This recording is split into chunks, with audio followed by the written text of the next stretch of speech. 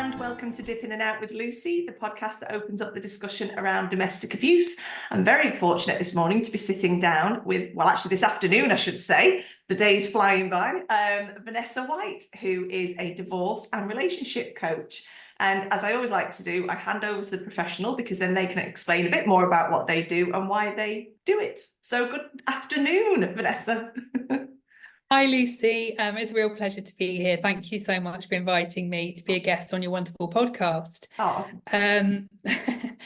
I am, as Lucy said, I'm an accredited coach and I work in the area of divorce and relationships, and I have a specialism in domestic abuse.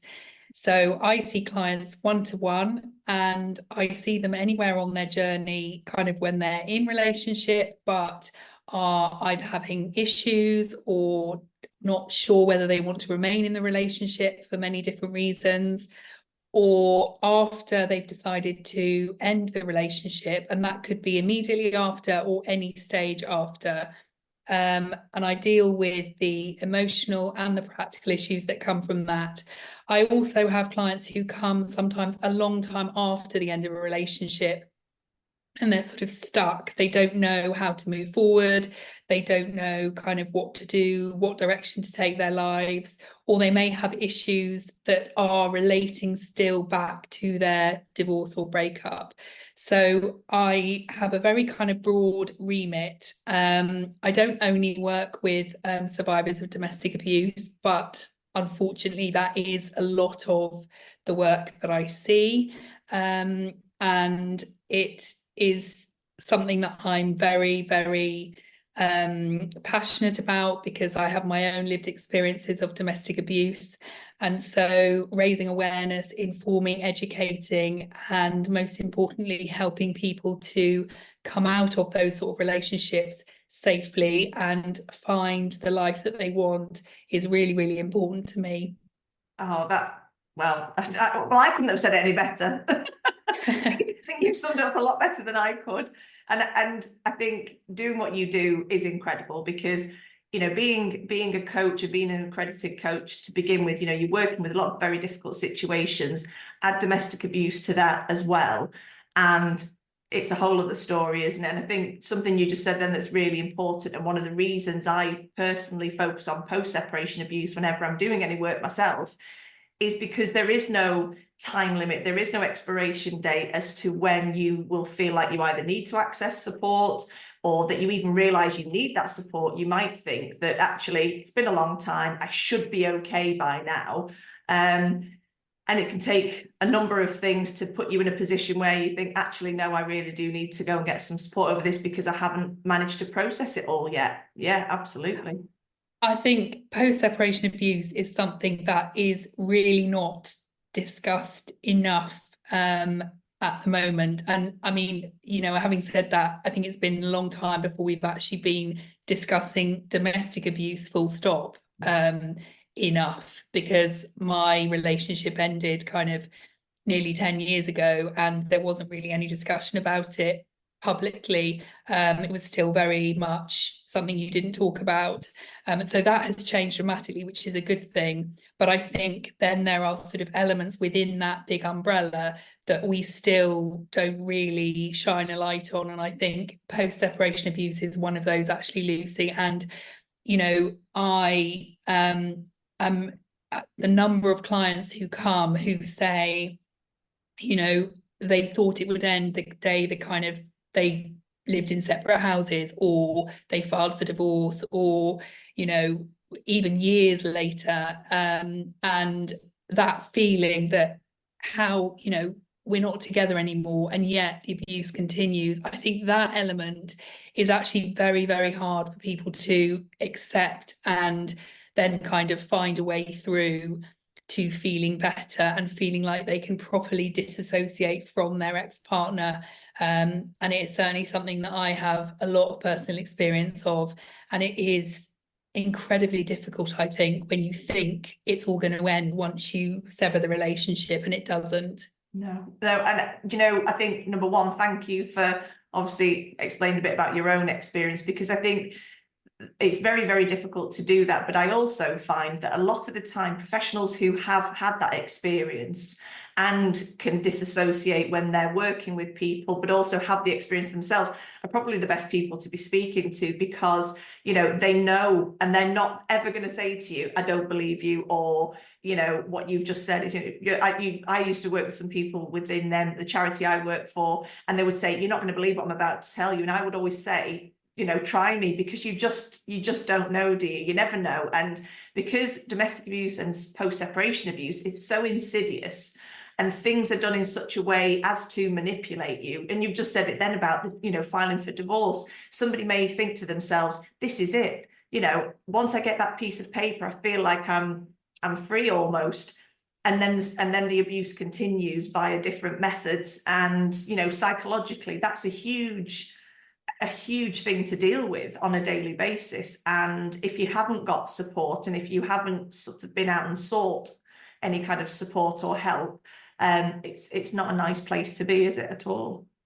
No, and I think, you know, having said that, I don't want that to kind of put people off who are listening in a relationship and are sort of wanting to end a relationship and thinking, oh my goodness, well, listening to that, I don't want to, because you know, it's not about that. It's, for me, it's very much, if we get clarity and we understand kind of what goes on and how things may be, it actually helps us get some power.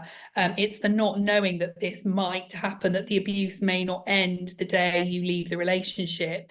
You know, although that might be terrifying to some people, actually knowing that that is a likelihood actually helps you then do something about it, get the support, put things in place beforehand. You know, so I don't want that to kind of put people off thinking, well, there's no point leaving then, because there absolutely is. Yeah, there is. Yeah, no, I agree. And I think we have to be realistic, don't we? And I think that's part of it, is that being realistic about situations, but also knowing that if you are concerned in any way in a relationship you're in, is that you can seek support whilst you're in the relationship. And again, you know, I've worked with people who've actually said that, you know, I want to talk about it, I'm in the relationship, but I don't know what to do, and I don't know where to turn. And I think that's a big part, is making sure that we have all those support services, having all those resources out there for people to realize that you can, you know, talk about it, and there are safe ways to leave. And it's down to each person individually, isn't it, very much, in terms as to how they want to approach the situation. Because again, if you have children, you know, there's all those kind of things to consider.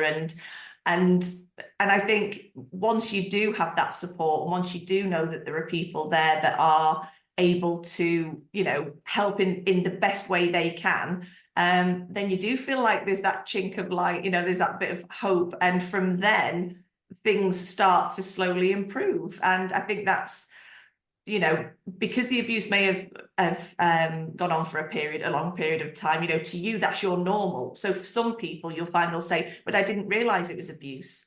You know, they didn't hit me, therefore it wasn't abuse. And that crops up, I think, quite frequently, doesn't it, when people are talking about abuse? They associate it with the physical, whereas actually, you know, there's very much the financial, the emotional, the psychological, you know, the list goes on. And that's what makes it so kind of maybe difficult for society to understand. Does that make sense? It makes total sense. I mean, it does to me, because I was in a relationship where there was no physical abuse, and the sort of the other types of abuse, coercive control, emotional, psychological, financial, I mean, were all sort of part of it. And I was in that relationship for a very, very, very long time. And for most of it, I had no idea it was domestic abuse. And it actually took a medical professional who witnessed some behaviour to actually talk to me about the situation I was living in. And I'm very, very grateful to that person, because once they were talking to me about it, I then started researching it, and I could tick everything off those lists of, like, signs you're in an abusive relationship. And that actual realization, I suppose, was twofold. One, it was a relief Yeah. that there was sort of a label that I could think, yeah, that is me. And it's not just me going mad or thinking this is how relationships are, or, but at the other side of it is actual real shock that I am in that sort of relationship.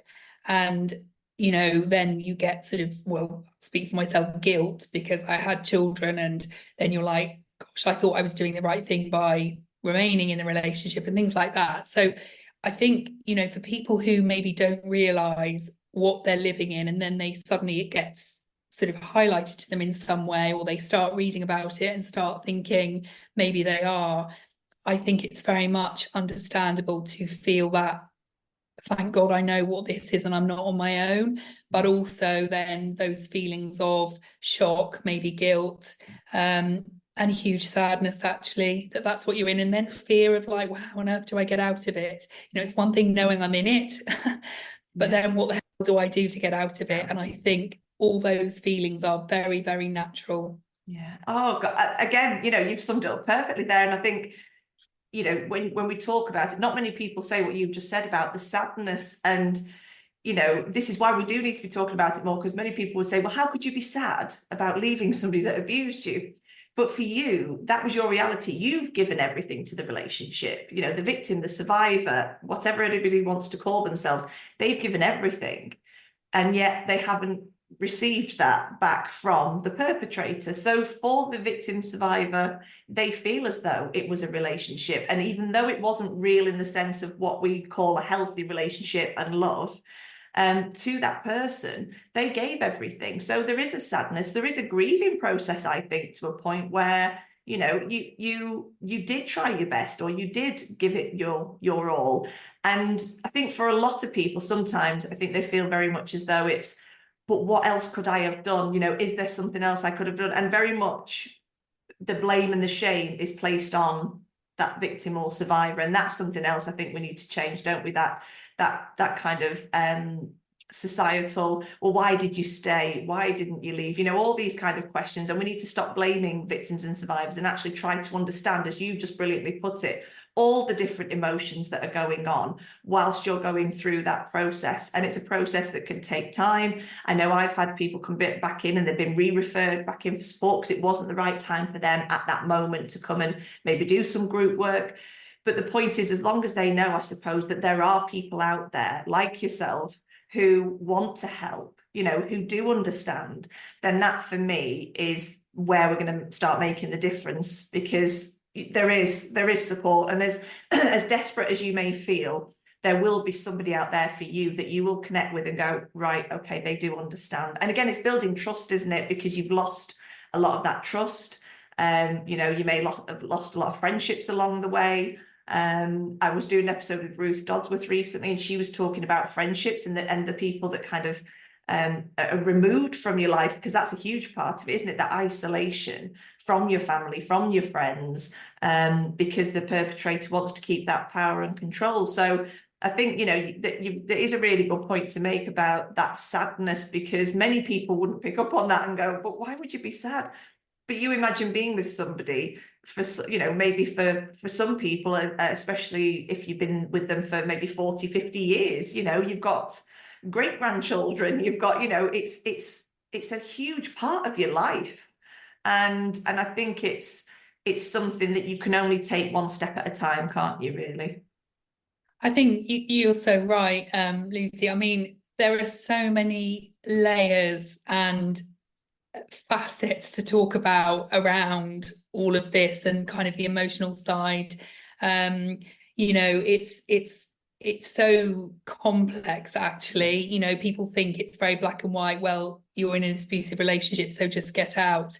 But it is not like that at all. And I think, as a sort of survivor, you have, and I hear this from my clients too, you have so many emotions. And I think, there's sadness, for some people, they really think they still love that partner. Yes.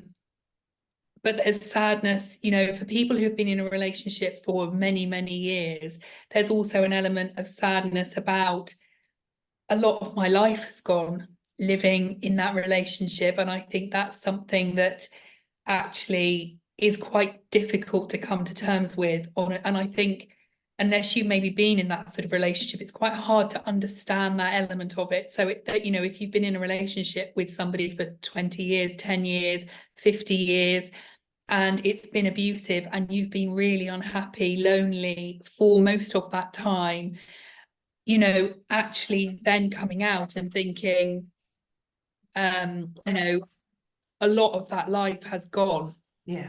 I've lived 20 years in this situation and I've lost essentially 20 years. And I think there's a sadness there that is something that's not really talked about either.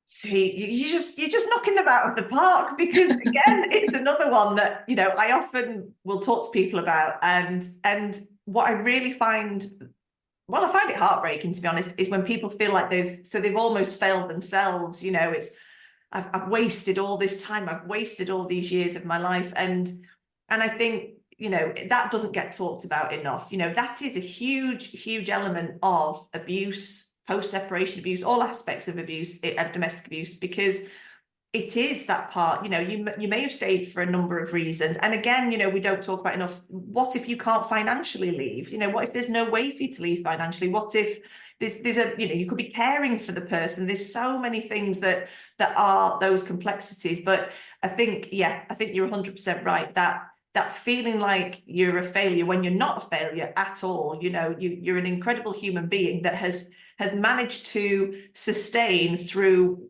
horrific circumstances and are still standing, you know. So if we look at it from that angle, for people to say, actually, I think you're incredible, I don't think you're a failure at all. And you know, you've got the rest, you can make the best of what is the rest of your life. Is that saying, I think it's I'm going to make the rest of my life the best of my life. And it is a difficult, I think that's one of the hardest things, very much so, to process, definitely. Yeah, I mean, I think we have to be very careful, don't we, about, you know, language that we use around this, because for me, I mean, there's absolutely very clear, you know, anyone who is in a domestic abuse situation right now listening to this, or maybe in the future, or has got out of one, it is never your fault, No. ever. And I think we have to be very clear about that. No matter what the situation, it is never your fault. And I think, you know, there are so many things. I think I see a lot of clients who do feel that, sort of looking back and thinking, well, why didn't I do this? Why didn't I do that? I should have done that. You know, a lot of kind of quite regretful, and almost they have a lot of shame about maybe how they think they should have behaved and they didn't. And I think we have to be really compassionate, actually. And, you know, looking back at that person in the relationship, you know, they were in that was their situation. It is not their fault. And actually, they are a part of you, and that sort of fragile, vulnerable part of you is a really important part, got you to where you are today. And I think we have to really try and show compassion for those elements of ourselves that, you know, we sort of recognise from when we were in an abusive relationship.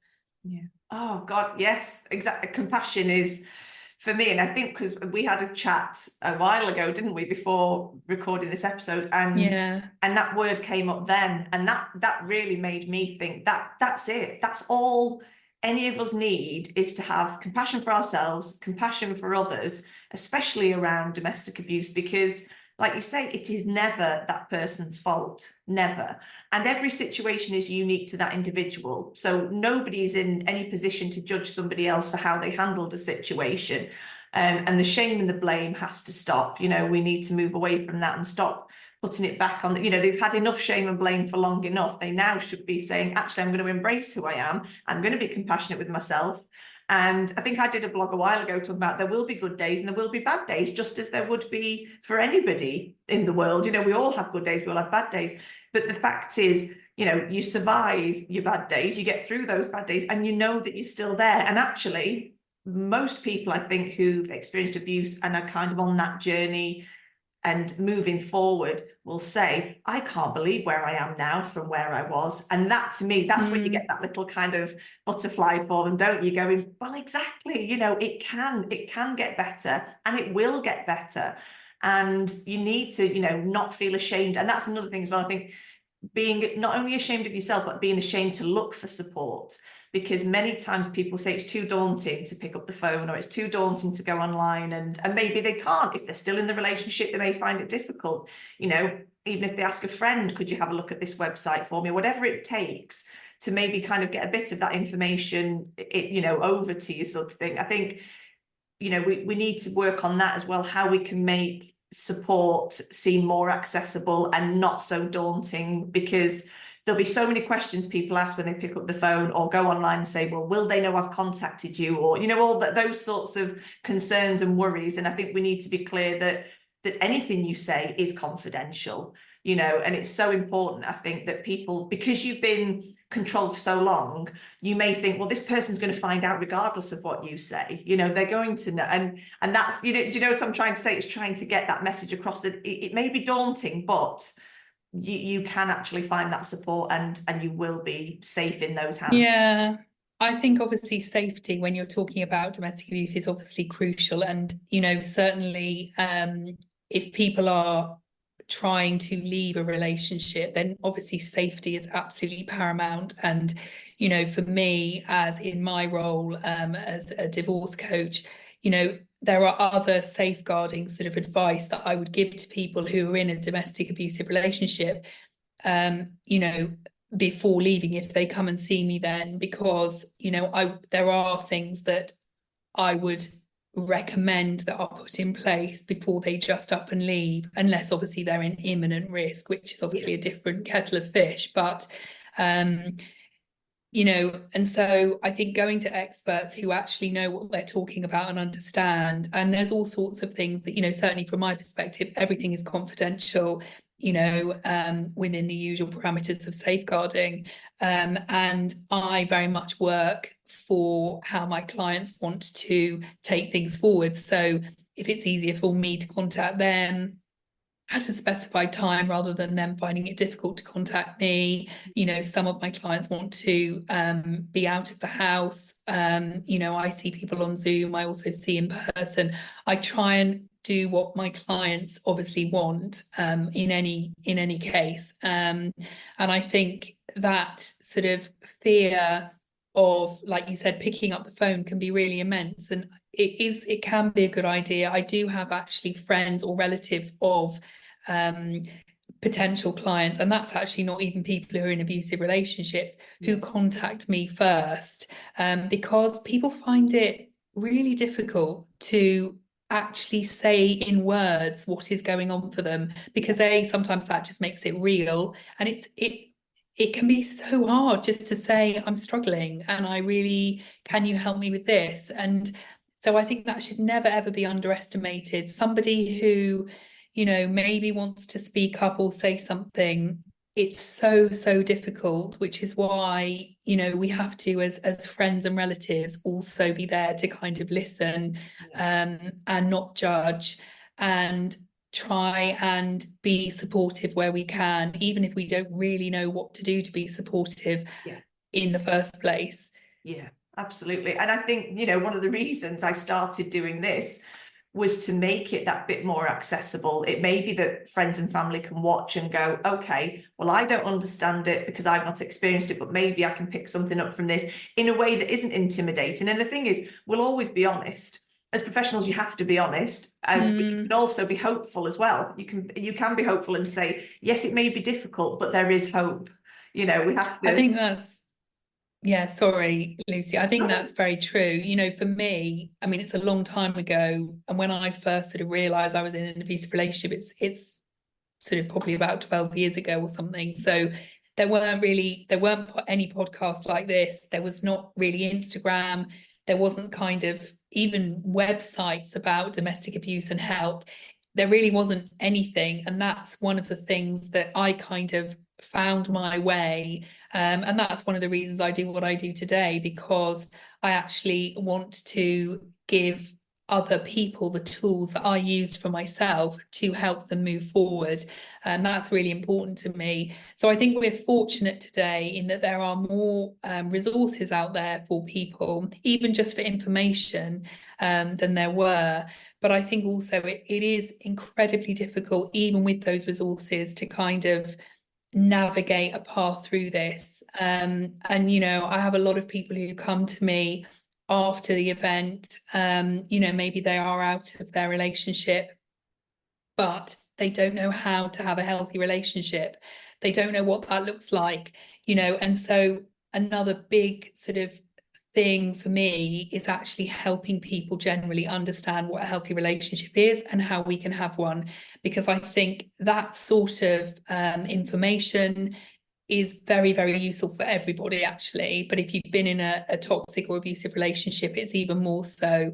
And because people don't want to get into another one, and they don't want to repeat patterns that they see maybe they've repeated before. So I think looking at, you know, if I look at myself now and I look at myself 25 years ago, the big difference I see is my value that I place on myself, my self-belief, which I look back those years ago and I just didn't have any. I didn't know my worth. I didn't value myself. I didn't respect myself. And I don't mean as in it's then my fault that I ended up in a relationship that I did, because I don't feel that at all. But the difference between me now is that I do value myself. I do know my worth. I do respect myself. And actually, I really work hard to build all those elements up in my clients so that they can go out and they are much better then at looking for potential relationships and understanding that they're not going to put up with behaviour because they are strong enough to get out or put boundaries up, things like that. Yeah, because you know that's so true. It isn't necessarily for a lot of people the end of the story, if you like, when that relationship has ended. Yes, they may need to take time. Yes, they may need to, you know, work on themselves, work on their self-worth, their self-esteem, boundaries, all those things that, you know, we try and, well, I do with my daughter, we try and teach our children those sorts of things, do we? And maybe more so for me with a daughter, I do feel it's important that she knows her self-worth, she knows that she can have boundaries. But especially if you've experienced abuse, then if you do potentially, you know, meet somebody, and I think again, this isn't something that's talked about enough, is that person then is already kind of almost on the back foot a bit, waiting maybe for it to go wrong, waiting for this person to show their true colours or whatever it is. And this person could be actually genuinely a lovely individual, but you've got to kind of, you've got to accept maybe in yourself that you are allowed to question. You know, you are allowed to say, actually, I'm just going to take my time. And if the person is worth it and they are, you know, worth your time as well, then they will understand that. And if you feel safe enough at any point, however it is in the relationship, I would imagine that you do feel safe enough to maybe open up about some things and talk about it, but you don't have to straight away. You know, this is the reason you do what you do, isn't it? It's amazing that people can have a healthy relationship, but you are allowed to sort of say, well, actually, I'm just going to take my time with this. Yeah, I think in my experience, I think most people, even if they've had the most acrimonious divorce or they have been in an abusive relationship in the past, most people do want to find love again. I think there's very, very few that don't. But some people don't even go down that route because they don't know how to go about it. So it is a big part of my job as well. And I think you're absolutely right. You know, for me, the thing is take things slowly. And that doesn't just mean about, you know, don't get intimate with someone too quickly. It's more about we need to take time to really get to know the person that's in front of us. And if we rush kind of emotionally and sort of, you know, build this big future when we've only just met somebody, we're not allowing ourselves to really get to know that person. And I would say that is the biggest thing, because as you sort of get to know this person slowly and you take it steadily, you will spot red flags. You will recognize feelings in yourself that maybe don't feel so good, and you're giving yourself the time to process that and think, okay, this doesn't feel great to me. Yeah. You know, I'm just going to either be alert to it, or I'm actually going to get out because I don't like this. And that speed at which we go into things, I think, is really, really crucial. Putting up boundaries and kind of valuing ourselves and understanding the behavior that to us is acceptable, and the behavior that is non-negotiable, not acceptable, and that we will not even enter into a relationship with someone who shows us that. And I think if we can build confidence in ourselves to be in that position and then learn to really trust ourselves, I think it puts you in a much better position to try and find a relationship, because there are lots of good people out there. Not everyone is abusive, not everyone is toxic, not everyone is manipulative. You know, we only have to look at the men and women around us to see there are lots of examples in our lives of really good men and women. So it's not true to say everyone's awful, everyone's, you know, not good in relationships. That's just not true. But we need to allow the time to really get to know the person who's sitting in front of us. Yeah, definitely. And you know, and not to feel ashamed again about that, because you have every right to take your time. And maybe as well, if you are in that situation and you have children as well, so you're not just thinking about yourself and your own boundaries, you're thinking about your children as well, and the impact on them with the new relationship. Because I think, I mean, you'll know better than me, you're the divorce coach, but even if domestic abuse wasn't present in a relationship, children being involved in, you know, a whole new kind of mom and somebody else, or dad and somebody else relationship, that's a lot to process, isn't it? And again, add to that, if children have experienced or witnessed abuse, and then either parent or both parents end up in new relationships, it's a lot for them. So this is where the complexities come in again, isn't it? It's a lot to process, and it's a very difficult line to tread, I think, and knowing what decisions to make. And I think that's really important. Like you say, if you do take it slowly, then you are more likely to have that time, see if it is something you want to consider, you know, continuing to see this person. My dad used to have, being northerners as we are, he used to have a brilliant saying when I was younger about any boyfriends, and he used to say, "Don't tell me, show me." And I used to love that. He said, people can say anything, but their actions will show you their true intentions. And yeah, that one stuck with me all my life, I have to say. I think you're right. I mean, consistent actions and words over time is something I talk about a lot, because that's what you kind of want to see going forward. And you've mentioned children there, Lucy. I mean, there's so much, could be a whole nother kind of episode about children, because Yeah. you know, I do a lot of work with clients about children in or out of toxic situations. You know, parenting with an ex is a minefield in itself, or it can be. And I think, you know, there are different types of parenting situations. The one probably most people hear about is co-parenting, you know, where you have a sort of parenting plan and the children go between both parents. And that is usually in healthy kind of situations. It's not really advisable for people who are dealing with an abusive ex.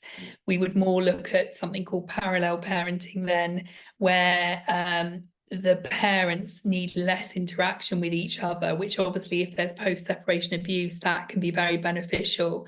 And you know, the children still have a relationship with both parents, but they are the parents are less involved with what goes on in terms of the routine at each other's houses. So I think, you know, that is important to kind of, not a lot of people know about parallel parenting, and parenting with an abusive ex is incredibly challenging. And I think, you know, for the parent, the survivor of abuse, but also obviously for the children, because the children are in the center of everything. The impact on children is, you know, immense actually. And I think, again, you know, people say, oh, well, there was no physical abuse, so they didn't really know about it. That is just not true. That is just not the case. You know, children do pick up on everything. They witness it, they see what language is used, how the parent is treated, and it can have huge repercussions on them. But again, coming out of a relationship, it doesn't have to damage the child forever. No. Again, get help if needed, but also the way you then parent and show them an example once you're out of the relationship is what they need to see. So, you can have a perfect development of a child with one healthy parent. So I think that's really important for people to realise. Yeah, I agree. I absolutely agree. And I think if you are the parent that is, for example, if you're seeking support, so either somebody like yourself or a domestic abuse charity support service, whoever they are, if you're accessing that support for yourself, you're going to be better equipped to support the children because you're getting the help you need and the understanding and processing of it all. And you will then be in a better position to understand what your child or your children need. And also that there are organisations that work with children as well. Lots of, as they say, C.I.P, children and young persons, support out there, groups. So again, maybe sometimes with the groups, children feel a bit more as though, well, actually, it's not just me. Again, as an adult would feel, oh, so I'm not the only person that's experienced this.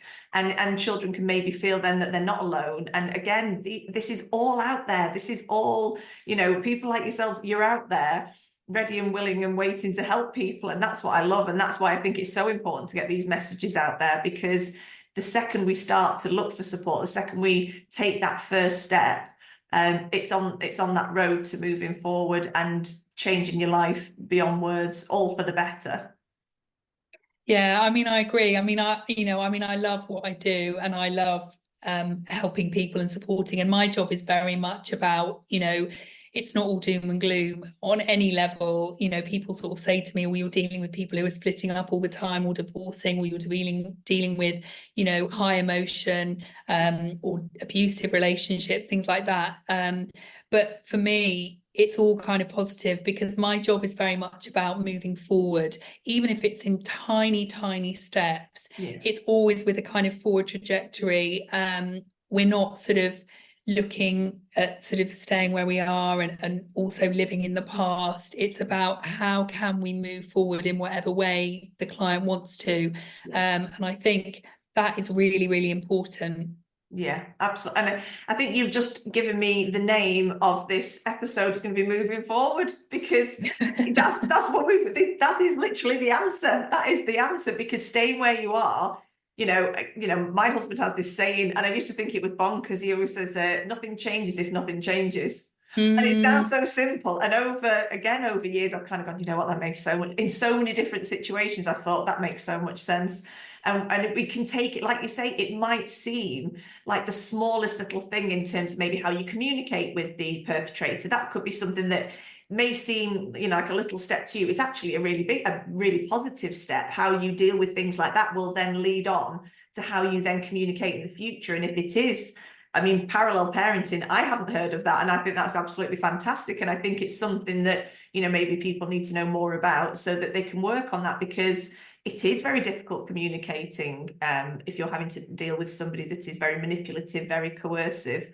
And yeah, putting those kind of boundaries in place as to how you communicate will make the difference. And it's all about helping that individual, isn't it, to have a happier, healthier life. I think it is. No client of mine is the same. Even if you lined them all up and said, oh, they're all domestic abuse survivors, or they're all getting divorced or whatever, they are never the same. And I think, communication is absolutely critical, because, I could spend sessions, sometimes clients want me, we sort of role play communication they're going to have with their ex-partner. And it sounds very kind of trivial in a way, but actually doing that preparation, particularly if it's an abusive ex-partner, but it's not always about abusive ex-partners, that sort of role play of discussion, so they can get their words, so they understand what they're going to think about, And I can, I'm very good at playing a devil's advocate. But we Horrible need ex. people like you. That's what we need. We can't all be, la la la. I know all the games and all the responses. Yeah, you're perfect. So I'm very good at, making it kind of difficult, because then they can really practice, and actually it's really helpful. And they go away and have those conversations in real life, and they're like, I couldn't believe how helpful it was, doing that. So there are lots of different ways I work with clients, because it's all about empowerment. It's all about actually making people feel they can do things, they can make things better, they can communicate, they are in control. Because that is the one thing, whether you're, not in an abusive relationship or you are, that feeling of loss of our own control is so massive. And actually, if I can help people bring back in some ways that, no, I am in control of myself now, I can say what I want to say, because for many years, some people have never had that. And actually, that is huge and really empowering for people. Yeah, absolutely. And the first time that something works like that, where you go, like you say, practicing the communication, because you're having to sort of think about all the things that person is going to come back with, all the different things the perpetrator, and sometimes they'll come back with things that you wouldn't imagine in a million years. But if you can prepare yourself and be in, a little bit, it's taking the control back, isn't it? You're no longer allowing the perpetrator to have all the power and control. You're saying, actually, I'm taking power back. And I think once those little moments happen, those little moments turn into more and more and more, and it gets, and it, in a good way, snowballs, because then it's you realizing, actually, look how far I've come. You might feel like you're climbing a mountain, but you look back and you think, oh my God, look how much I've achieved. Look how much I've progressed over those years, months, however long it is. And I think for those moments, people should be patting themselves on the back, saying, actually, I am incredible. Like I was saying, you're incredible. They're incredible human beings, and take those moments. I think that's so true. I think I would also add that, it's not actually about never feeling those feelings before, never getting triggered by things, never, I talk about, in my own case, kind of the old me kind of behaviors, or the old feelings that I used to have about myself or about situations. Of course, they still come up. You still feel those things. I'll suddenly have a lot of self-doubt, or I'll really kind of be really anxious or frightened by certain things. But the difference now is that I'm aware of it. I recognize the feelings and I don't ignore them. If I get feelings where I'm walking on eggshells in certain situations, I recognize that and I'm like, okay, Vanessa, why am I feeling like this? What is going on here that is making me feel like this? And then you can kind of usually pinpoint what it is, and you can then make a choice. I can think, okay, there's this person who I don't particularly like the way they're behaving towards me, and I don't have to be around them, or I manage the way I am around them. And I think that is what the power is, actually. So it's not, you never feel those things again, or you never slip back into sort of doubt or nervousness, but we know what to do with it, and we know how to safeguard ourselves. And I think that's really, really critical. Yeah, definitely, absolutely. Knowing that, like you say, it's what I will often say as well is it is part of who you are. Years ago, I remember saying, when I was having a conversation in a meeting around the word recovery, and lots of people use that word, but many people I've worked with don't like the word recover, because it makes it sound like they've had a cold, and you're going to recover. And it's actually something that does, like you say, you will have feelings and emotions that you remember from when you were in that relationship, the self-doubt, the lack of self-worth. But working on all those things will help you, as you say, putting all those tools in place will help you then say, actually, now I can pinpoint why I feel like that, because I've just received such an email, whatever it would be. And it will stay with you, but it doesn't have to define who you are. You can access those feelings and say, okay, and I'll access them and I'll assess them, and I'll say, okay, right, now I know why I feel like that. Now I can go forward and deal with it. And I think that, to me, is the best way anyone can move forward, in all honesty. Yeah, I think you're so right. I think it is important, because it's that, it's that awareness, and that's part of the thing of raising awareness about domestic abuse, because it's the knowing, you know, either about ourselves, self-awareness, or about awareness of abuse and sort of toxic relationships and what happens, that enables it to come out of the shadows, enables us to be the person we really want to be going forward. And everybody deserves that. Everybody deserves a chance to really shine and really live the life that they want to live. And that's not about sort of necessarily grand sort of aspirations. You know, most people I talk to who have been in an abusive relationship, when you sort of say what they want just to be happy. They want to feel peace. They want people to be kind to them. Very, what I would call base level, we would expectations we should have actually for anybody. But that, you know, you're not talking about they want £1 million in the bank and, you know, a villa in Barbados, although that would be the but you know, yeah, I mean, I'm not going to say no, but it's not about that, you know. It's and I think that puts it in perspective. You know, when people say, what do I want from my new relationship, it's like for them to be kind to me. You know, come on, that is what we should just generally expect basic from humanity. humans. Yes. So that kind of puts it on the level, I think. And I think, you know, everybody deserves that. Oh, absolutely. And I think we do need to do a whole other episode, and we need to do probably a whole series, because we couldn't cover it all. I thought this is going to be a challenge for us to cover everything in 40 odd minutes, because I think, Not with me in the way I talk. Going, there's so much, and I love it because it is that kind of, you know, you do see things from all the perspectives, and that's what's so fantastic. And I think that's why you're so good at what you do. 100%. Oh, thanks, Lucy. That's lovely. Well, yeah, I mean, I love what I do, and I'm there to help people. So, yes, it's very important to me. Yeah, you're amazing, and thank you so much for taking the time today. Thank you. That's my pleasure. Thank you so much for having me. It's honestly my pleasure. Oh, I know, we'll do another one, definitely. Yeah, that would be really lovely. I'd love it. Thank you, Vanessa. Where